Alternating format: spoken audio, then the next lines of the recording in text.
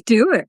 Let's do it, man. It's so great to see you. Thank you very much for doing this. I have lots of questions, but I just wanted to start by reading the Andrea Gibson poem that you've posted, and I've read it. You've posted it in a couple of different posts, so it's clearly got a lot of meaning for you. It's got a lot of meaning for me too. So is that okay? I'm just going to read the poem. Sure. Thank you. I'm honored. Yeah. Well, anything by them is, Okay, so this is a poem by Andrea Gibson. Every time I ever said I want to die. A difficult life is not less worth living than a gentle one. Joy is simply easier to carry than sorrow. And your heart could lift a city from how long you've spent holding what's been nearly impossible to hold.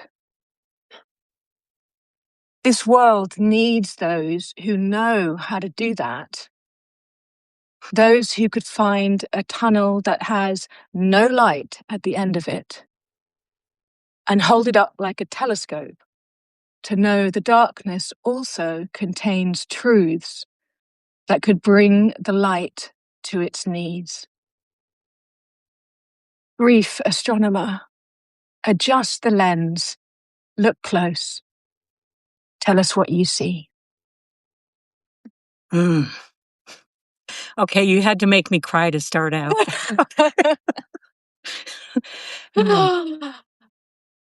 Tell me why that poem resonates so much with you. Well, it really kind of, maybe it encapsulates my story in a lot of ways. And the transmutation or the transmuting of darkness to light, and the work that involves, and the lifetime that can be spent on that, which I think has been my journey. Yeah. Would you say that's your life's work now, looking with the understanding you have at this point? Yes, that has definitely been my life's work. Yeah. Thank you for seeing that and reading that poem, because it really got me when you did that. Yeah. It's a pleasure. So, okay, I really want to dive into cults. Okay. That's okay. Let's do it. Okay. They've always fascinated me. But this is the first time I've had the opportunity to talk to somebody who has been in, I want to say, like, the classic form of cult, because cult can be applied to all kinds of areas in life. There are certain recognizable definitions of cult, but it can be applied in lots of places. But when I say, like, the classic cult, this is what I understand has been your experience. I know that it's known sort of familiarly as 2x2, but amazingly, it doesn't actually have a name. Right. Which already makes it stand out for me. And what I want to know is, what age were you when you understood you were in a cult? Oh my gosh. Okay, I would say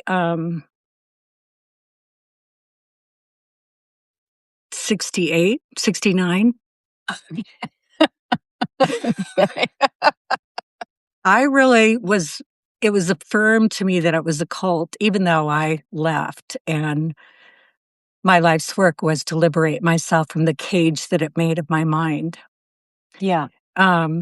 It took until 2023 when a scandal broke, and I suspected it, but it took until 2023 when a scandal broke where a minister in the 2x2 cult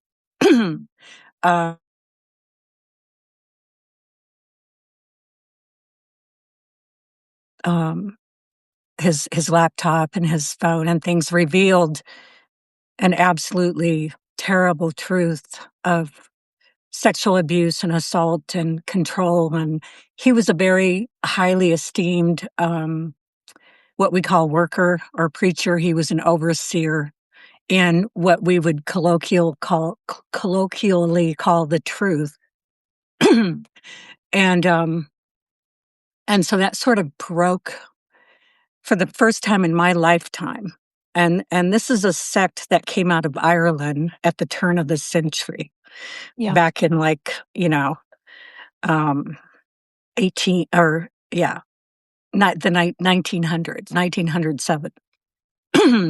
so so this broke the story, and people began acknowledging that it was a cult.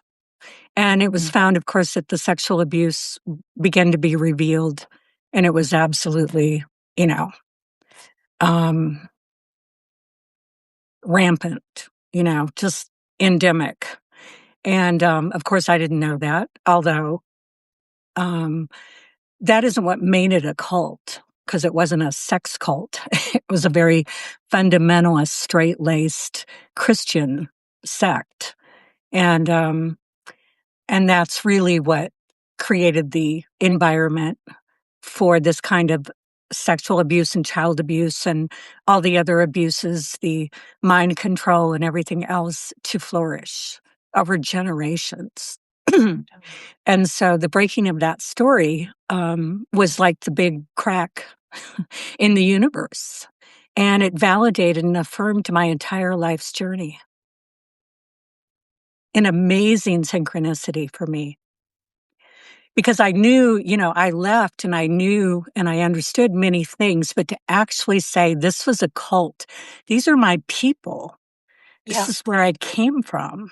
And most of us, because it wasn't like on a compound or the Heaven's Gate or the sensationalism around these really obvious kind of bizarre, and this turns out to be bizarre too, but bizarre cults that you think of as a cult, or at least I did, like, the Manson, uh, you know, phenomena and all of that. It was really hard to come to, to actually name that, and really difficult to name that, for even for me, who left decades prior to this event. And I left in silence, without a voice, and without any help or any support over my lifetime, without any acknowledgement, any validation, any affirmation ever that my instinct to liberate myself was absolutely spot on.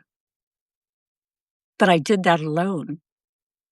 Nobody had ever even heard of this cult. When I went to a therapist over the years, they never heard of it. And of course, they weren't educated or didn't have backgrounds in religious trauma, or spiritual abuse, and it was never addressed. I was never given support. I never had any of the tools that people have today, with all of the, deconstruction of evangelicalism and all the different. What's really happening today is this is being sort of exposed everywhere. And but this was my life's journey. What did you know it as at that moment? I mean, I want to know the moment when you thought, I have to get out of here. And at that moment, what did you know it as? And what were the elements that made you say, I've got to get out of here? And then eventually, when you were 68, the word cult was used. And did that immediately, like, the penny drop? So that's like 4 questions in one. What did you know it as? If cult was a word that came much later, what did you know it as? Well, I was born and raised, so that's very different than being a convert to a cult. Right. And most of us survivors of this particular sect were born and raised, because it became very insular, and it had very few converts. It was just sort of generation to generation to generation. And so being born and raised, I didn't know any different. To me, this was the worldview I was given. And so I knew it to be the truth. Mhm. And so when I became very conflicted as a teenager between what I was told to be and how to be and what my very dim future was Yeah. as, as a girl and a woman, Yeah. something inside of me could not just drove me, drove me. I was compelled, but I didn't have the conscious awareness Right. to know or understand any of this. This is what, this was my reality. And so I believed I was making a choice between heaven and hell when I left. Okay. And Okay. and I chose hell Why did you choose hell? consciously Why did you choose hell? because what came to me as a 15-year-old is that I was taught that this was reality and that this was the only way, and that to Mhm. leave it would be to be condemned, that Yeah. there were no other options. Yeah. And so in facing that, what came into my mind, nobody nobody nurtured my mind. Um, Yeah. but what came into my mind was that this doesn't make sense. I couldn't logically make sense of this. It was a double bind, is what it was. Mm. And so I had to decide out of that double bind if this is what God is and this is what the truth is, then I choose something else. I choose hell. I'm willing to go to hell rather than accept that this is reality, even though I knew it was reality. Yeah. You see how that worked? Yeah, I So see I how that made works. that choice and then I basically proceeded to go to hell. So, Okay, yeah, it- so at what yeah, age did it stop making sense, and how long did it take for the not making sense to be the bit where you chose hell? What was that time? it took me Yeah. about 16 years of leaving and a lot of acting out rebellion and Okay. kind of just because once I left, everything that I had no container because the Yeah. only container I had was I had rejected. So therefore I had no way to navigate or map the world. I had rejected the map I was given, but I had no new map. And so I had to find my way without a map. I had to How old bushwhack. were you at that point? How old were you? I was around 15 and 16 and yeah. And I began to Okay. run away. I ran away 7 times when I was 15 Okay. from Okay, so home. S and then went back, or somebody came and got you? Well, um, yeah, I would end up back at home and end up back at home, and then eventually I got pregnant and I left home, at like 17 with a baby. Yeah. So Okay. so that's kind of how it evolved. It wasn't like I made a statement, "I'm leaving this religion because I've deconstructed it, and now I know." Yeah, So, you know, nothing as clean as that. so it took about 16 years before, um, my drinking and my, substance abuse or substance use, Yes. the misuse of substances, Yes. um, became, sort of I hit a wall. And and there were many conflicts that contributed to that because of the way I was raised. And so it was really against my values in many ways, my drug use and various things that were going on in my life. I was working as a radio disc jockey Mhm. middays and as a music director, but that was against our religion. So there was deep, deep inner conflicts. And, so anyway, I hit the wall with that, and, so that was 16 years later, and that's when I began the journey of consciousness Yeah. and awakening, and it Yeah. was through that process and, getting into a form of recovery that I began to connect with myself and began to discover who I really was deep inside, even though who I really was had been what drove me and compelled me to leave and to run away and to say I'll go, go to hell. This was driving me the whole time, was something deep inside of me that said I needed liberation and that this was not right, didn't make sense. So I began to make sense of it in early recovery, and I was around 30 years old when I got sober. So that began my real journey of consciousness. And so through that process, I would say it took about, it was an ongoing evolution all the way up to today.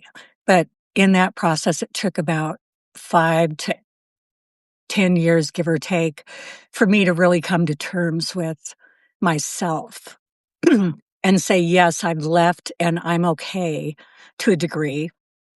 I also had a near death at age 19 that was a major contribution to my ability to survive and the fact that I'm even alive today. That helped keep me alive and taught me that I was loved absolutely and unconditionally, which was a very foreign concept. So that also played a part, but it was in that practice of consciousness that I began to that it all began to come together and I was able to make sense of it and understood and came to terms with my choice to leave and began to understand that it wasn't me, because I was taught that I was condemned and I was wrong and I was bad for all the choices I was making. So it was a process to begin to understand that those choices, that I was not wrong and that this was my choice. But then on the other hand, I had to accept that my parents were still in this. Yeah. And I was I was not estranged from them. I was in contact with them, with my family. So even though I was estranged in a sense because I left the truth, and that means in my own mother's heart that I was Condemned. Yeah, which is a very difficult thing for a daughter. Yeah. And so I so I had to come to terms with that. And then I sort of came to this recognition that, well, this is their path, and I respect their path. And this is the path that they're on. And so I didn't really come to this complete gestalt of this is a fucking cult. Yeah. Yeah. It's not their path. They too, they were victimized. Yes. They were pulled into this. My mother was, she came from a alcoholic home, of course, which we didn't know for years and decades, and this was her solution. And this, and my father's mother is the one who, was the first convert who joined it. And so then they followed after her. So he was, a child of the cult when my mother married him. So that's kind of what happened to her. She got pulled into that with him. And, but that recognition took until really this whole scandal broke. Even though I knew it, it was like, this is real. And more and more, it sinks in. This was what this was and what it is. Oh, so all in powerful. the name of truth, Yeah. And that's what we call it. Didn't have a name, but we called it the truth. Yeah. How powerful is that? So let me get this straight. I'm going to reflect back to you just now what you've just said. So from birth until around 15, this was the water you swam in with no words or recognition, no naming that water. It was just your life. And then at 15, there was an awakening happening somewhere inside you. It was like, this is not right. But the choice was heaven or hell. It wasn't, I'm trapped out freedom. It was heaven or hell. So when you eventually left, and so there was no sense of people trying to get you back in, you left freely. I'm putting that in inverted commas. No, it was a real process of struggle between myself and my parents, and especially my mother, and them trying to control me and prevent me from leaving. and mostly emotionally and psychologically, Okay. um, with guilt and other various things, and also their absolute belief and Sure. their buy-in that that I am their children are condemned if they leave. So Mm. that was the struggle, and they had to just accept because of my you know, because of who I am. I Yeah. just I wasn't gonna conform, and I've never been a conformist, and that's been my nature since birth. So, Oh, yeah, yeah. so Yeah. so they had to finally accept that, and they could have, um, shunned or, just put me out of their life Yes. completely, but they Yeah. didn't choose to do that. Okay. They just chose to continue to be examples of the truth and what's real, and that, I'm living a wrong life, but they're there, to be examples of the light and the way and the truth. And if that makes sense to you. It Yeah. makes sense to me. So Mhm. so then at 16, you chose hell over heaven, and you were running blind really for Yeah. 16 years with no name for what you'd left, and no formation of understanding that what you'd had was trauma. Other than than the near death experience, Can you which tell I me think about is that? it's an important piece. When I was Yeah. 19, I had a anaphylactic reaction to penicillin in a Yeah. doctor's office one day and nearly died, came near death. Yeah. And in that experience, I experienced a greater power that had nothing to do with what I'd been taught. It was Yeah. absolutely incongruent, out of context, just completely not a concept whatsoever in my mind or body or life.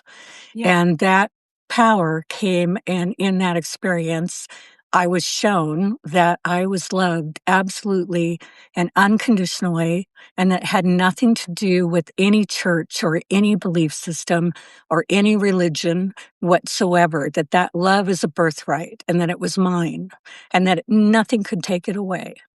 And all I really had to do in that experience was to accept it. And I didn't have to accept it even. But I had the Okay. experience that accepting that truth of being loved and whole and complete, absolutely, um, was heaven, basically. That was my heaven, you know? Mm, And it was a state of consciousness, it was not a place. mm. And so I was only 19 and I was a young mother with two little girls, babies. And I had absolutely no context for that. So for Yeah. 6 months Right. after that happened, I wandered around. I wandered around and said, What am I supposed to do now? Looks like your internet connection is unstable." Yeah, I know. It's Okay. crazy, isn't it? I'm in the middle of London. Anyway, Okay. we're So anyway, stable, yeah. so S we'll stabilize it. so I didn't really know I didn't know what I was supposed to do with that. I had no context. And then I went to my first visit to a therapist, a mental health clinic, to say, "Wow," I had, and they're like, "Oh, here's some antipsychotic drugs." Yeah. "Here's some antipsychotic drugs," which, being somebody who was friendly with substances, I'm like, "Okay." And I took them for a day or 2, and they completely, disoriented me, and so I threw them away in the trash. Yeah. And so I knew then not to ever tell anybody about the near-death experience. Mm, And this was before the near-death experience was in the mainstream. yeah.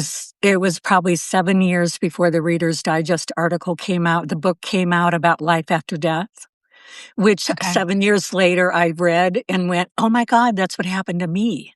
Yeah. Yeah. So that So was part of the picture. So I did have that piece, even though I didn't have context for it, and that context has continued to grow to this day. okay, so when did you begin to have context for it? How long did that take? for you to be able to place it somewhere and grow from it?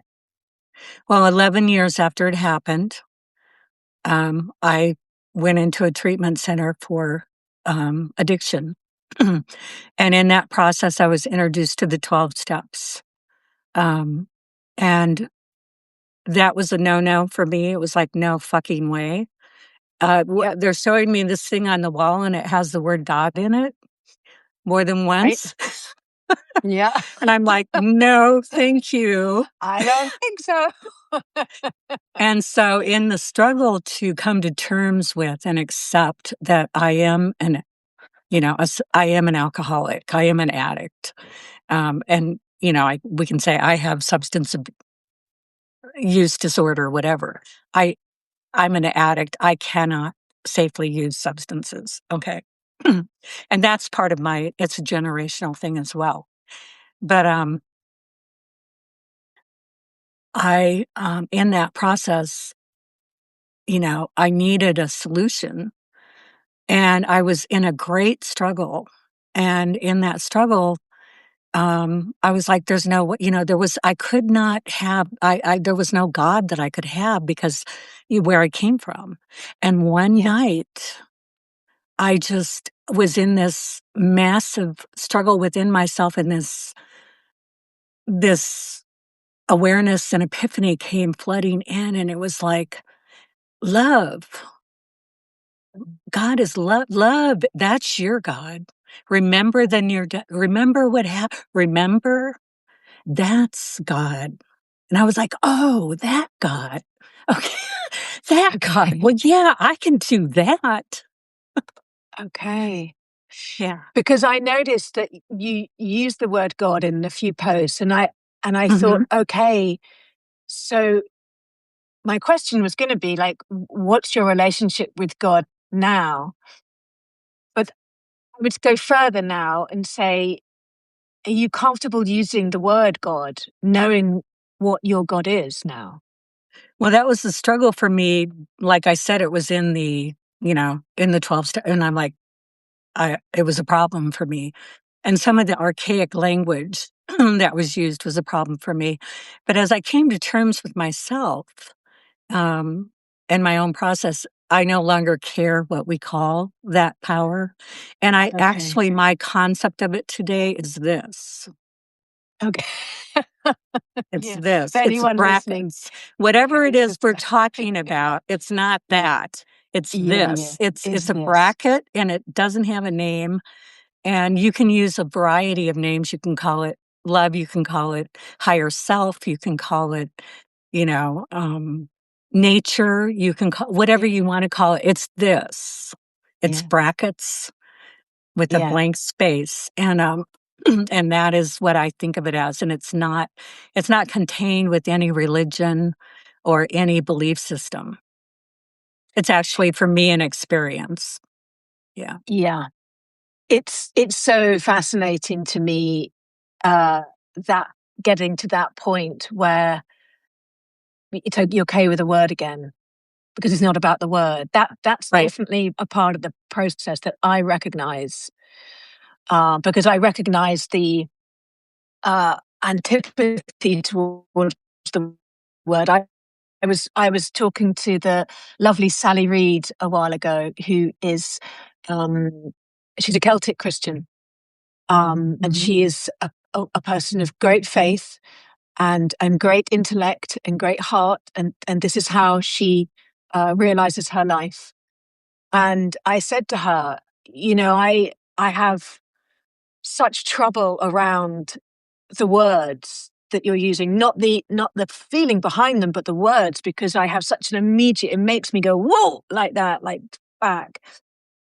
And to get to a point where it's okay, like they lose their sting, Well, the is really beautiful part of it, inspiring. thank you. The beautiful part of that is that language is not reality. Yeah, that's And beautiful. Say that again. language is what we use to try to talk about reality. It's Yeah. not reality. So when I use the word God and anybody has a reaction to that, they're really reacting to language. Yeah. yeah, and whatever that word means to them. But the language is actually can be a cage, which it was for me, because my Yeah. language, basically my first language is the Bible. So, and I'm of late, I'm looking at that and going, "Hey, I can own this." That's a very poetic voice, Wow. very lyrical, but but see, the freedom and the liberation of language within you Mm. is an Mm. amazing thing, because then words become, a tool for liberation and a beautiful thing that frees you instead of something that contains you and defines you and keeps you captive and defines reality, because it's very it's fluid.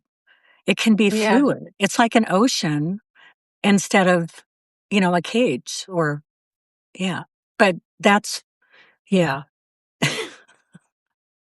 That's such a radically strong place to sit because obviously language, words are all around us, and anyone can inadvertently or intentionally fling out any old word at any time, right? And so if we can't take that relationship to them as you've just explained, it leaves us in a state of vigilance at all times, Right. right? Yes. Yes, Yeah, and it's also it's really another interesting. way, another angle and way to look at that is to when you recognize that you are not your thoughts. Yeah, That's where language is too, but yeah, it's either a transcription or a transmission. yeah, yeah, It's either energetic or it's prescriptive. yeah. But yeah, it is. But I still struggle with it because, of course, words are very important to me. Sure. And the invention of my own poetic, which has evolved over the process of all of these years and decades. It's the invention of my own language to describe my experience and to understand, what I went through and what happened to me and all of that. So it's like the invention of my own. I was deprived of a private language. I did not have a Mm, language within myself because I mm, had this one given to me, this prescriptive language, and I had no other way to talk about anything. And when I try, and so ever since I left the religion, the cult, I've had to translate myself. It's like coming from a foreign country into a mm. foreign country. It's like coming from another place to a foreign country where you don't know the language, because I was raised in this cult language. And so inside I've had to translate, well, how do I make people understand? Because for me, that's the language I was given. I don't know if that makes sense. Yeah. It makes total sense. And is that one of the thefts of cults? The theft of Yes. a internal language? It's a violation beyond comprehension. Yeah, That's what we steal from children raised in these extreme fundamentalist religious environments, or even less extreme religious environments. We don't allow them to name their own reality or to yeah, find words for it. We require them to think with our words. yeah. Yeah. And another word for that would be voice, presumably. Yes. Yeah, They steal our voice. We don't even know there is such a thing as our voice. yeah. There's no voice. So how do we find Direct that? reality. Right. And there is no, yeah. How do people find it? How do you find it? Well, for me, it begins with the journey. And I think for others, if I'm sharing with anybody who has that, terrible experience in their background or is leaving that or struggling with that. For me, it Mm. begins with going within and the inward journey. We don't even know what that is, but it begins with very, very simple things of like naming our feelings, of knowing we have feelings.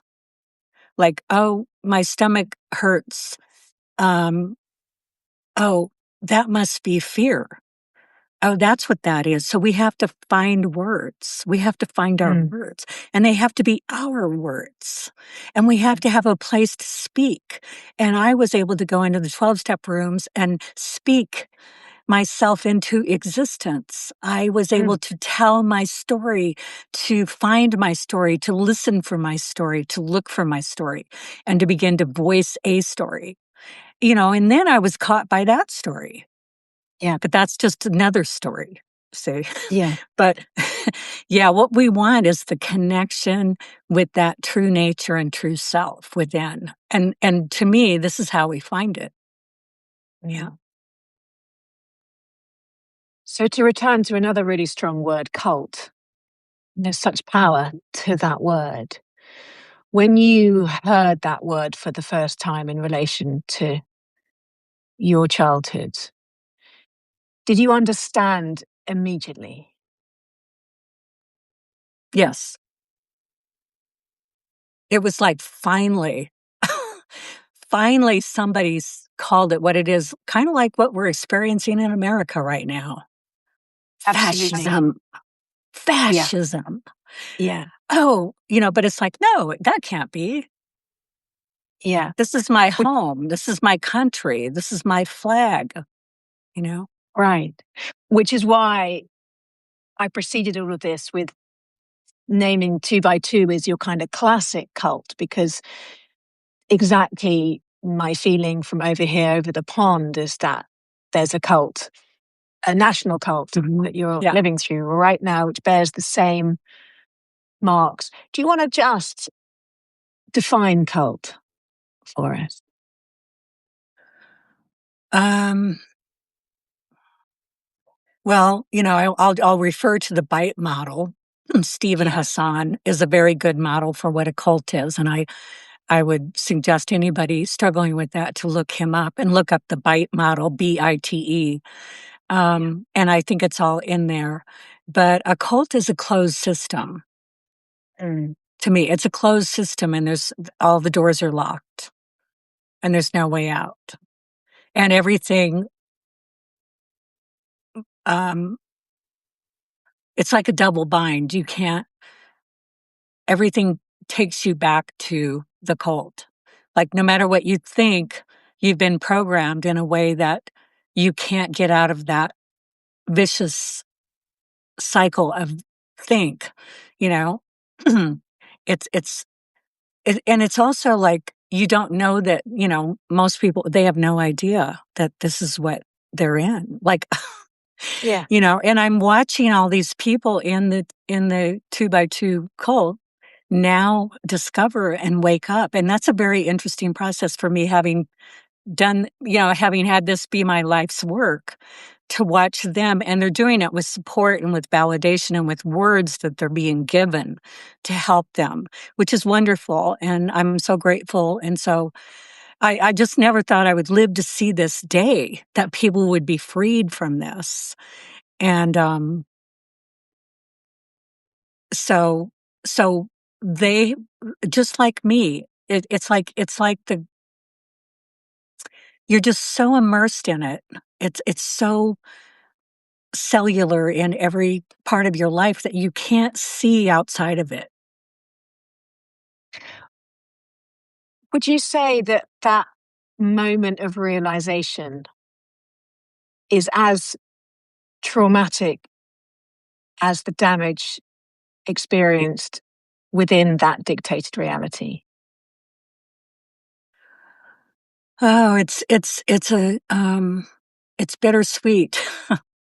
Okay. It's vindicating Yeah. and validating. And Yeah. so it's less traumatic for me because it basically just said, here's the period to your sentence, Kelly. And I'm like, thank you, universe. I never dreamed I would see the day that my life's work was actually right here in front of me. It's shown to be absolutely valid and true. And everything I've done and all of my choices have absolutely make sense and are actually amazing and incredible. And oh my God, the child I was to who I am today is just an incredible journey, and I can see that. And so this gave me that piece, which is a great gift that I'm really grateful to have. But at the same time, it is also traumatic because in my own personal family, this is what created all of the dysfunction and the trauma within us and the estrangement that I now have with my family. And it's tragic. And it's completely destroyed my family. Are the majority of them, and I'm so sorry about your brother, Thank are the you. majority of them still in the cult? No, all of my siblings left, but unfortunately they didn't leave. Okay. So they left and then they found mostly sort of mainstream Christianity as a replacement or a substitute, um, without really deconstructing what happened or having the awareness that it was a cult. They haven't been interested, to my knowledge, in these new exposures. It's like they're just not conscious. And so they didn't ever, you can leave a cult, you can walk out the door. That means nothing. You will repeat that in all of your life forever. You have to literally leave that cult from inside you. And they really, as to my knowledge, I have not seen evidence that they have. Yeah. It's a similar kind of thinking, rigidity, denial, inflexibility, lack of openness. Yeah. A Hotel California. Yep. Living it up at the hotel. You can, what does it say? You can check out any time you want, but you can never leave. That's exactly right. Yeah. But you can leave, but it's not as simple as checking out. No. Yeah. and so knowing exactly what it's like and the risks and the shock and the work it takes to wake up. What's your relationship in terms of your family, in terms of with compassion and forgiveness and understanding of their choice? Do you see it in the frame of another way of surviving to not wake up, knowing the shock of, or at least the projected shock? I What it's like understand it. to realize the truth. Sure. Okay. I You understand understand it. it. Yeah. I just really quickly want to tell Carl that I see you and thank you for your comments. Um, and the compassion, the love, and the forgiveness. I love them, but I had to, in the past decade, distance myself from them. Really not my mother, who died in 2021, but because she was surrounded by them, and then she had dementia. So I'm at a very beautiful place of closure with her. But that really happened prior to her death and on a really energetic level. But I had to distance myself from my family because not only am I the survivor of a cult, but I'm a survivor of a family cult, and I'm the scapegoat. Oh yeah, I really understand that. Yeah. So in order to preserve myself, my sanity, and my own recovery and path, I had to distance myself, which actually empowered and opened up access to me, to parts of myself that just by remaining in proximity to them were oppressed. Yeah, I really understand that. Yeah. And talk to me about rage. Rage. Okay. Well, I hope all of you get there. I encourage you. But there is a place when it comes, that fire comes, that is so necessary. However, it's not about acting out of anger. It's not about unconscious acting out of anger, or rage, where it requires a level of consciousness and self-awareness. But there comes a place, and it did for me, where the rage comes and the anger. And that was necessary to my evolution and my process and my life and my voice, and to have a voice. And as a writer,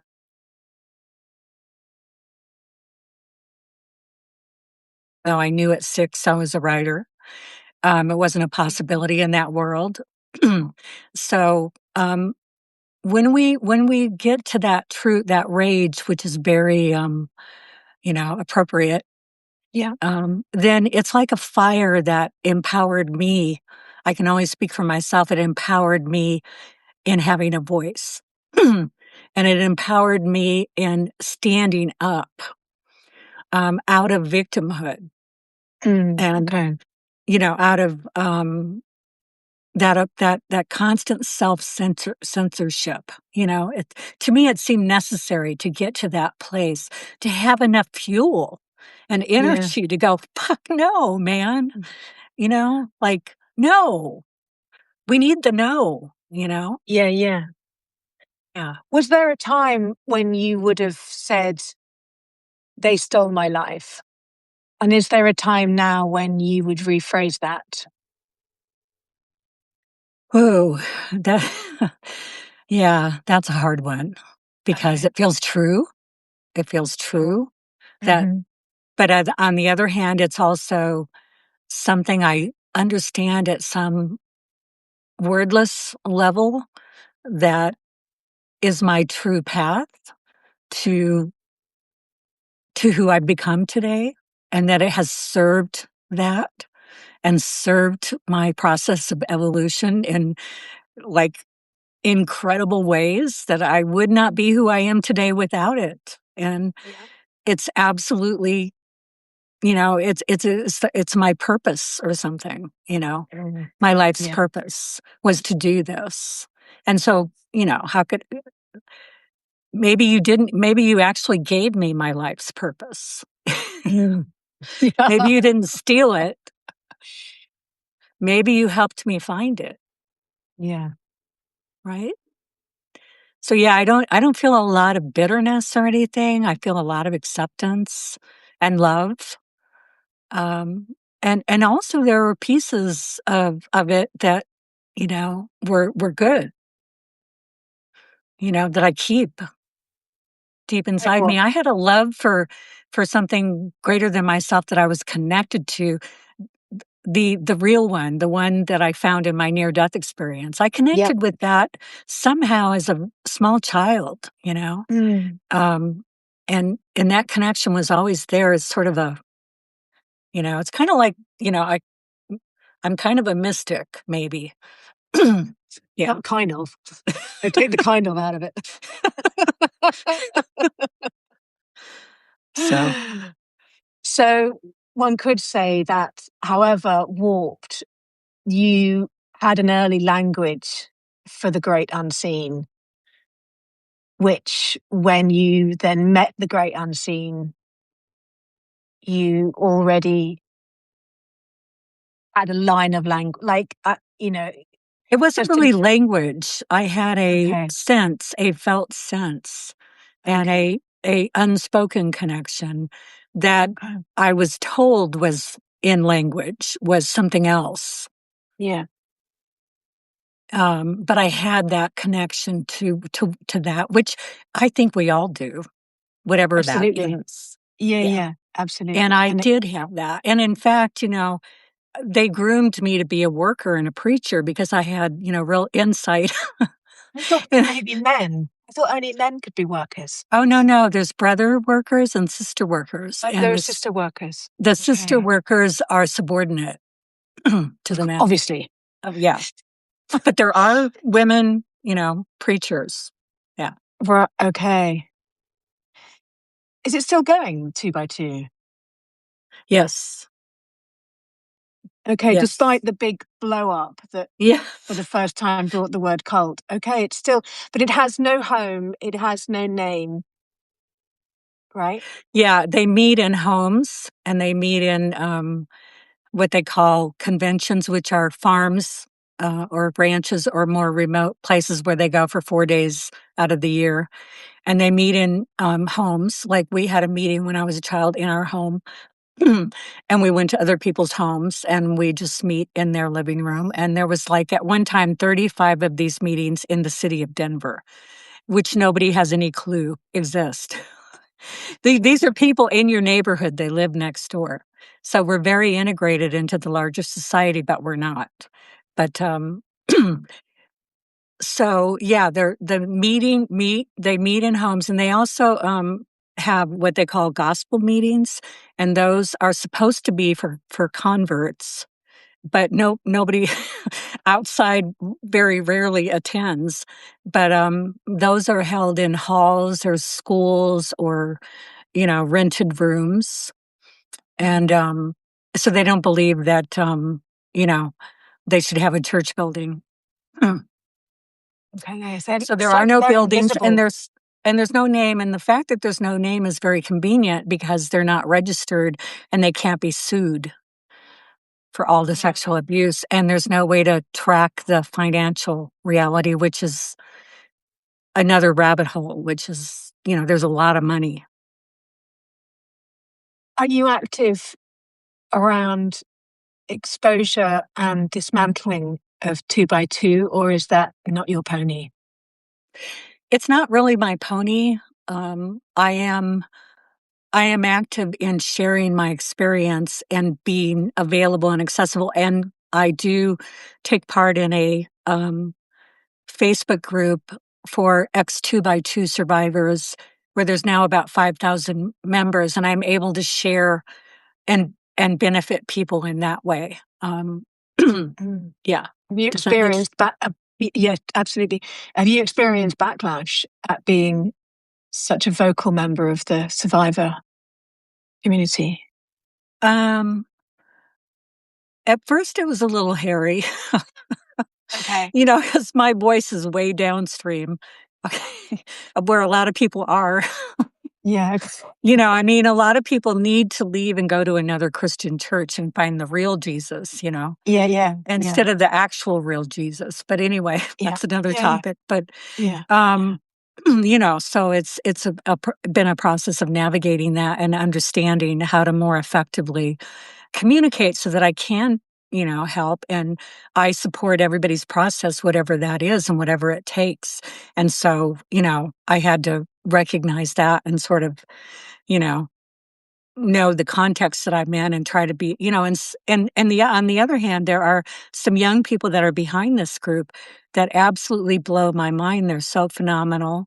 They have done such incredible work to dismantle this. Kyle and Carrie Hanks and Mike and Abby Prussick. They're absolutely amazing young people who, like, I'm like, how could they even have this consciousness at this moment, at this time, at Right. this age, you know? But so they've gone through their own process. But there's a lot of things available today for Mm. for people who want to deconstruct and question the beliefs that they've been raised in. So there's an active effort to dismantle this Yeah. specific cult. Okay. Well, the effort is, yeah, because they're Mm. they're being confronted with the sexual abuse mostly. And for me, it's always like, well, let's get beneath that and see where that really comes from, because that's Yeah. all about the extreme indoctrination that I received as a child to make me a willing victim. Come on, how does this happen? You have to have the environment for that to flourish. And you know but yeah, so that's being confronted and has been confronted, really strongly, more and more strongly. There was a group of amazing women who were behind that. Cynthia Lyles, who's a private investigator, and Lauren, and I can't think of Lauren's last name right now, but she was a victim. And Sherry was another one. And they were incredibly brave and did amazing things to bring this out to the public. In fact, you can see you can look to Nightline. There was a documentary that sort of I tried to shows find them. it. I couldn't. I know it may not be, may not be available. No, but I'll keep looking. But I did find a really great podcast.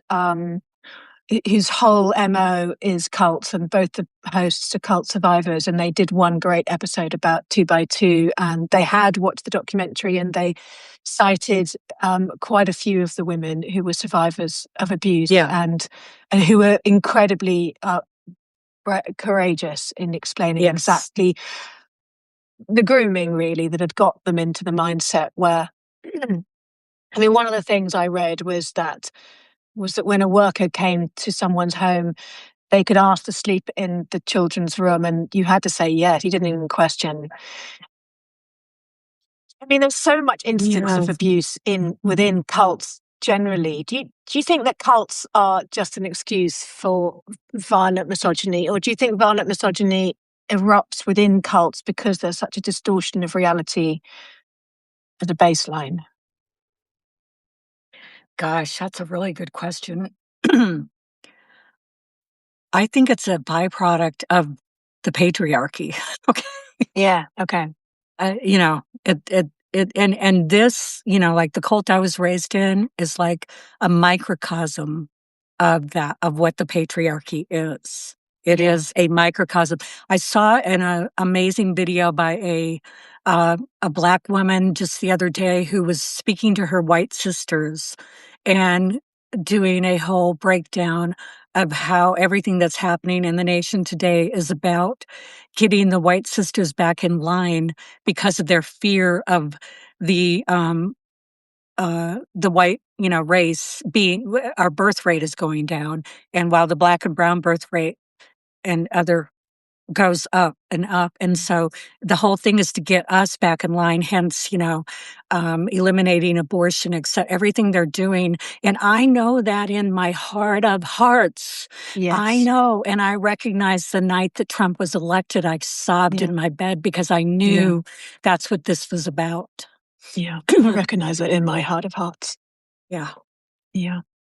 I read a great article by Jamila Jamil recently, and she talked about how women are, the fact that we are not submissive. We are not naturally submissive, and it's much easier to argue that men are naturally submissive, whereas the system has been attempting to make us submit for well over 2,000 years. And if it was our natural state, we would have given in by now.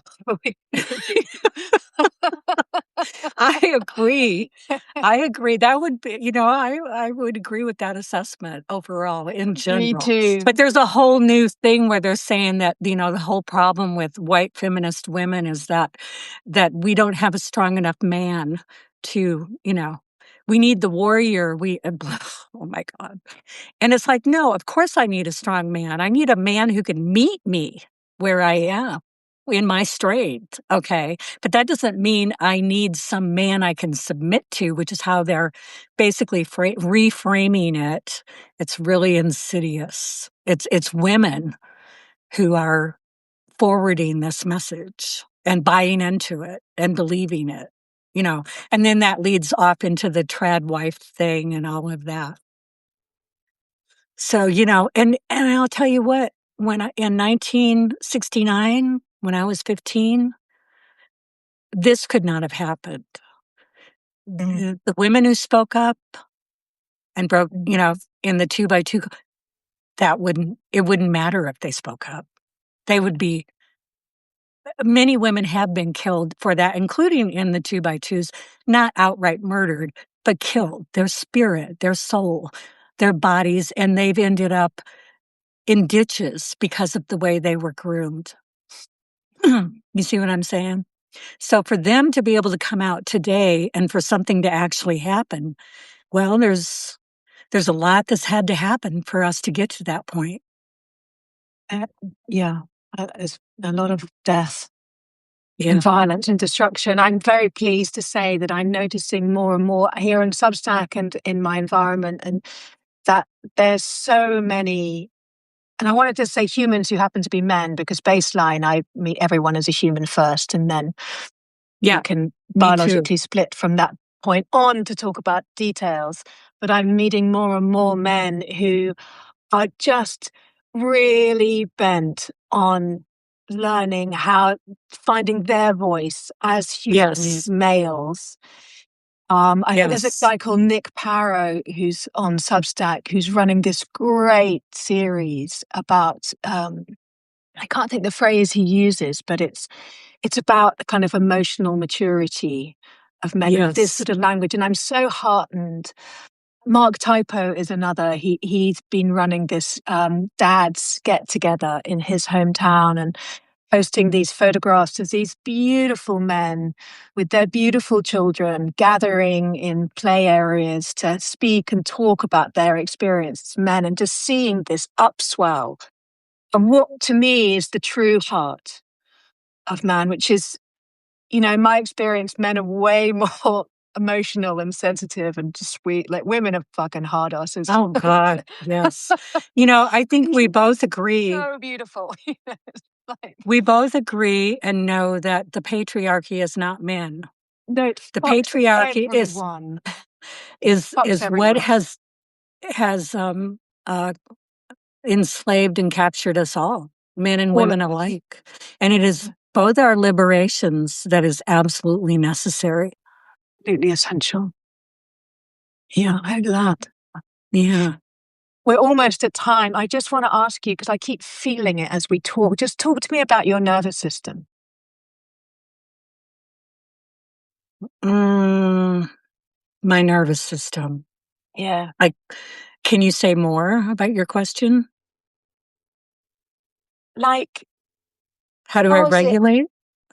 How is it in recovery? And yeah, like,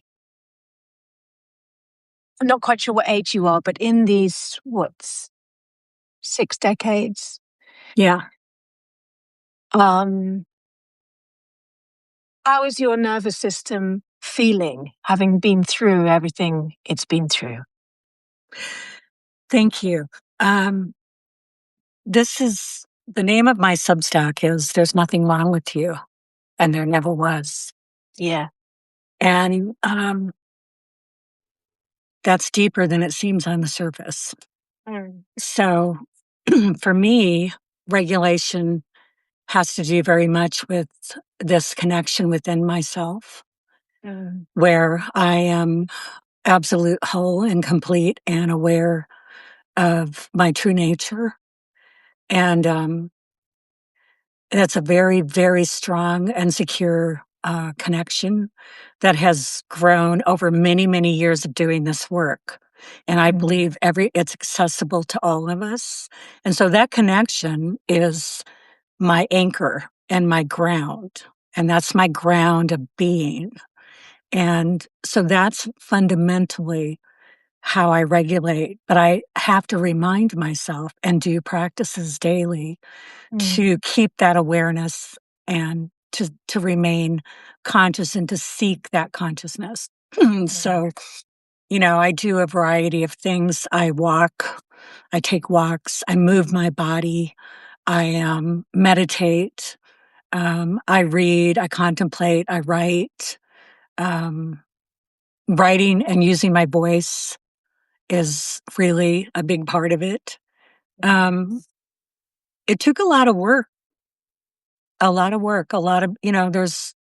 there's the psychological level of work, there's sort of a layer that we have to get through that I had to do. So it just depends on where you at. We're all in different stages of this process. But at this point, I'm very, very connected within myself. So I would say I'm internally resourced, and that makes all the difference.